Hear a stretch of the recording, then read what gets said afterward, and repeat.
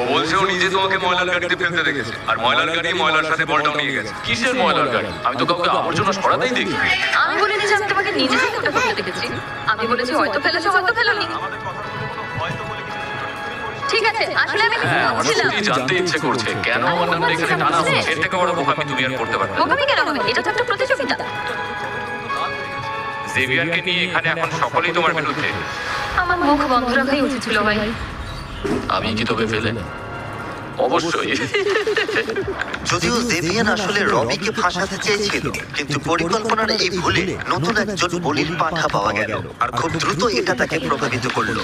ওটা বুঝতে পারছে ওর সাথে কেউ আর কথা বলছে না, ও এখন কোণঠাসা হয়ে গেছে। হ্যাঁ, এমনকি জেভিয়ানও না। ওর সাথে আমার কোনো সম্পর্ক নেই।